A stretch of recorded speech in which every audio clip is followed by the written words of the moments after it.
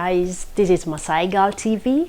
I welcome you back to my channel, and guys, kindly, if you've not subscribed, kindly click on this red button below this video and please leave a comment, like, share, and if you have a friend, tell them to tell their friends to subscribe to Masai Girl TV. Guys, I'm so grateful to have you here, and excuse me, I have a little cold. My nose is kind of clogged or something. I was diagnosed with COVID like a week ago. This is the second week, but I am super okay guys, so don't worry about me. I'm fine, I'm doing good. I took a lot of concussions, you know, the concussion back in Kenya, how we do the how we do the what do you call this, the lemon, ginger and honey. Sometimes you put on turmeric and stuff. Yeah, so I did all that. I also got some medication that I was taking, and I'm super okay. I am super okay. I went back to work yesterday and I am okay now. The reason as to why I am here today is to give you a little story about the lady who called me yesterday. And she lives in another city and I live in a different, she lives in another state, I live in a different state. So she called me yesterday because she wanted to know how things goes around, and because she's new, and she was telling me there's some things that she doesn't understand. Her life is not really going well as according to what she wanted and how she felt or how she thought it's gonna be when she get to America. You know, so many people when they come to America, or so many people back in Africa or Asia or whatever, when they are there, they think that this land is of honey and milk. But guys, you are the one to dig for the honey and you're the one to dig for the milk. There is nowhere that you're gonna go and fetch the milk and honey. No, you're the one who is gonna work for it. So this lady calls me. She tells me, ever since she came here, she's been making the same amount of money, and she was wondering how can she get her pay raised up, you know. And I told her it's easy, because let me tell you one thing. Most people when they come here, they get satisfied with what they get. If you start working, you know guys, we are onto medical field because it's the most popular job here. And they got some other jobs you can do. You can be a truck driver, you can be a Uber driver or Lyft driver or delivery driver. There's so many things you can do. I do a lot. I'm not on the field I'm not on the medical field alone, but sometimes I get some hustles out there because you got to make money. You got bills to pay, you got kids back at home you have to pay, you got parents, you have a lot.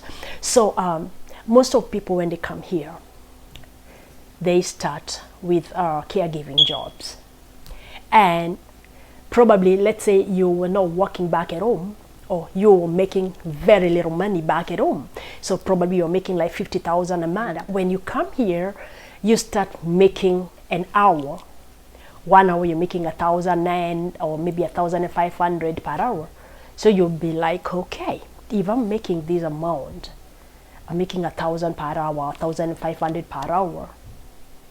You see like it's a lot of money, and you relax there. You don't wanna, you feel like you're home now. You feel the milk and the honey is right here for you.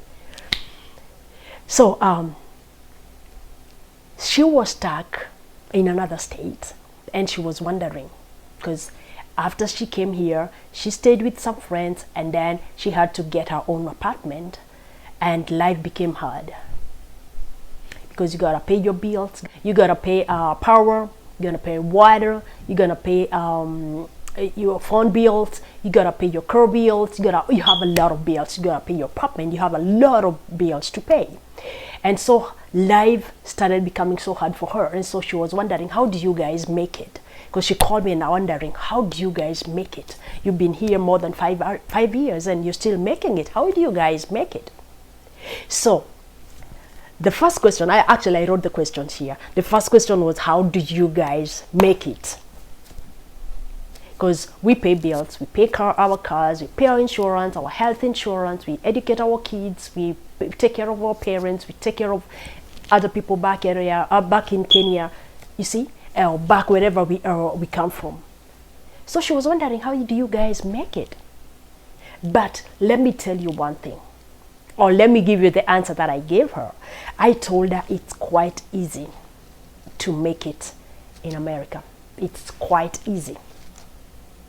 One mistake that people do is when you come down here, you get 1,000 an hour. Probably you do like 10 hours. That's 10,000 a day. And you'll be like, okay, I'm satisfied. I'm making it. Later, when you start getting your bills, you'll be like, oh my gosh, this is too much. When you come here, the first thing, when you are living with friends for like 3 or 6 months, take advantage of that time. Go to class. Advance your education. Advance it a little bit. Because when you were here, if you want to make good money, if you want that honey and milk, you gotta go back to school. You have to go back to school. So I told her, if you want to make it, it's quite easy. You're a CNA. Actually, she was a caregiver under the table. She didn't have papers. So you have to go to classes and then you get the papers. Now, when you get those papers, they are just shallow papers for the beginners. So you have to go to class and get a little promotion of your education, you see? So I told her the first thing you're gonna do, look for classes. Go for classes. Advance your education a little bit. Let me give you a secret. In America, the more you advance your education, the more you make a lot of money. The more you advance your education, the more you get milk and honey. So you come here, you're a caregiver. Go to the caregiver classes, get all your certificates. Go to your CNA, get all certificates. Go to CMA, get that certificate. Go to LPN, get that certificate, you know. We know the higher you go, the cooler it becomes. But here, the higher you go, the richer you become. The higher you go, the honey and milk you sow. Okay, guys? So the best thing, or the answers I told her to go back to classes.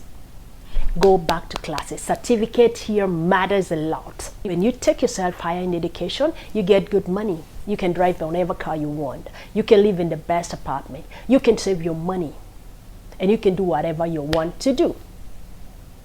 Okay? The other question she asked was, how do guys make it? As in, how do people work and sustain themselves and even get a little bit of money to do an investment back at home? Or maybe get a plot, maybe build, maybe do something or start a business back there. So, because she was telling me as an advice that she was given back in the state that she lives, she was told that she shouldn't invest back at home. She should save her money, and go invest when she get there. But I guess, guys, I think that was a wrong idea, and I don't know whether I gave her the right idea or the right advice. Because what I told her was like, okay, it doesn't matter how much you have, it doesn't matter how much you trust people back at home, but I am very sure if you could search and search and search, you could find somebody somewhere back in Kenya who are genuine, and instead of keeping your money in your bank, you can just do something back at home. You can get a plot.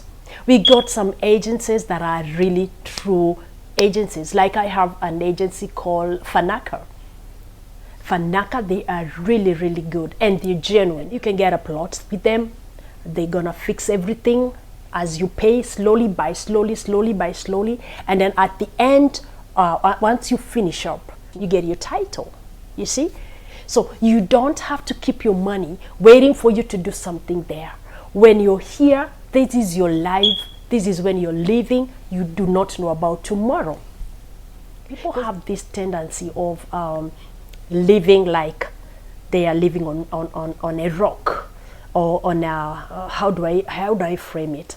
It's like they are living half life because they are here. They're waiting to go and live full life when they go back home. But guys, your life is now, because you don't know about tomorrow. You live to the fullest right now. You invest right now. You use your money right now. You do things right now. Get the best car, eat the best food, dress the best clothes, because your life is now. You don't know tomorrow. You might die here, yet you have a lot of money in your bank. And once you die with your money in the bank, that goes to the government. You see? So the best thing is for you to live your life like you're living right now. There is no tomorrow. Don't think about tomorrow, because you don't know how tomorrow is going to be. Don't think about tomorrow. Think about right now. Eat good, dress nicely, save your money and send them back home. Buy plots you can build. You can do things with your money. Don't just keep your money in the bank. You're benefiting the bank, because you get your money, put it in the bank, and the bank, they use that money, loan it to people, pay interest, make money double of what you have there. You see? So the best thing I would advise people, or the best advice I gave her, you guys, you tell me it was right or wrong, I don't know, but for me, I think that's what I would do. I would invest instead of keeping money here. If I would let my kids know where my investment is. If it's a plot, I'll let my family know where my plot is. I know we have had a lot of problems back in Africa, whereby you ask your family, relative, build this for me, and they fake it. I have a relative who the parents took a photo of a neighbor and they sent it to her and telling her, yeah, we're building, we're doing this. When she got there, she had nothing. So I know these things happen, but you don't have to build if you do not have someone you trust. But you can invest with this agency. You can invest with these guys back at home. Just get somewhere. Get something like a land. If you get a plot, it appreciates every day. You see? And your money in the bank doesn't appreciate. So you can get a plot. Just keep it there. As long as you have a title, that's yours. It's not gonna rot. It's not gonna be taken by anyone. That's yours. And at least when you're here, you'll be saying, I have something back in Kenya. I have something back in Ghana. I have something back in Nigeria, you know. But when you're here with your money, you'll be wondering, what if something happens? What if this happens? What if? And sometimes problems occurs back at home, and you'll be like, oh, I can't neglect my parents. They have this, and you take the money and use it. So guys, my two questions, I hope I answered them the right way.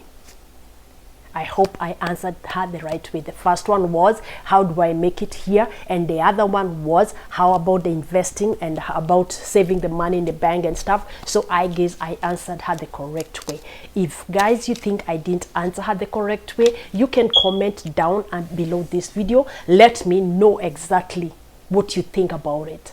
Just let me know exactly what you think, and how maybe we should help her, because maybe there's someone out there who has a better idea on how we can help.